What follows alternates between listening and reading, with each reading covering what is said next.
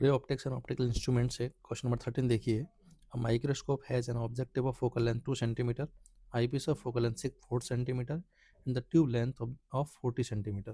If the distance of distinct vision of the eye is 25 centimeter, the magnification of the microscope बताना है. ठीक है. वैसे तो इसमें हमको ना अरेंजमेंट नहीं बता रखा कि जो फाइनल इमेज बन रही है वो कहाँ पे बन रही है, नियर पॉइंट पे बन रही है या फिर हमारे पास फार पॉइंट पे बन रही है.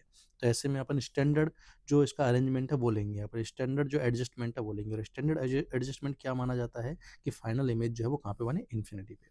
हल्का सा हल्का अगर मैं थ्योरी रिकॉल कराऊँ तो क्या होता है हमारे पास कि ये हमारे पास ऑब्जेक्टिव लेंस हो गया, ये हमारे पास आई पीस लेंस हो गया, और ये हो गई लेंथ ऑफ ट्यूब. ठीक है.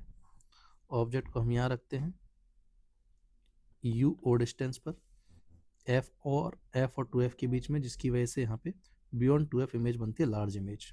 ठीक है. वी ओ डिस्टेंस पर. आई पीस के लिए ये डिस्टेंस हो गई यू ई.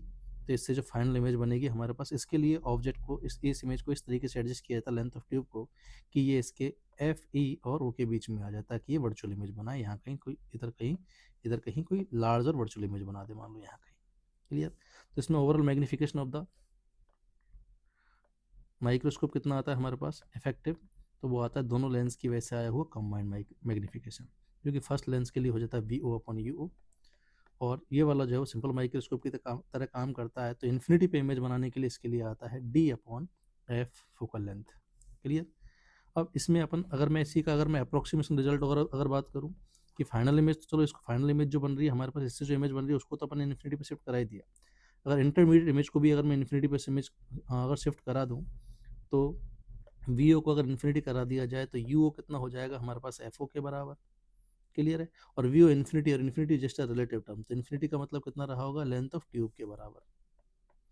तो यहीं से ओवरऑल मैग्निफिकेशन क्या लिखा जा सकता है, पहले लेंस के लिए तो हो जाएगा एल अपॉन एफ ओ, और दूसरे लेंस के लिए कितना आ जाएगा डी अपॉन एफ ई. इस रिजल्ट को काम में लेके अपन डायरेक्टली अप्रोक्सीमेट रिजल्ट निकाल सकते हैं for the standard adjustment for image formation at infinity. Clear है. वैसे फॉर्मूला आपको याद भी होना चाहिए क्योंकि खूब काम में भी आता है. आप सीधा बस रिजल्ट लगा दो. कितना आ जाएगा, लेंथ ऑफ ट्यूब है हमारे पास 40 सेंटीमीटर, सबको सेंटीमीटर में ही है. एफ ओ है 2 सेंटीमीटर, डी की वैल्यू 25 सेंटीमीटर दे रखी है नियर डिस्टिंक्ट विजन के लिए, और एफ ई दे रखा है हमारे पास 4 सेंटीमीटर. तो ये कितना आ गया हमारे पास, तो ये आ गया 125. Fourth option will be the correct answer.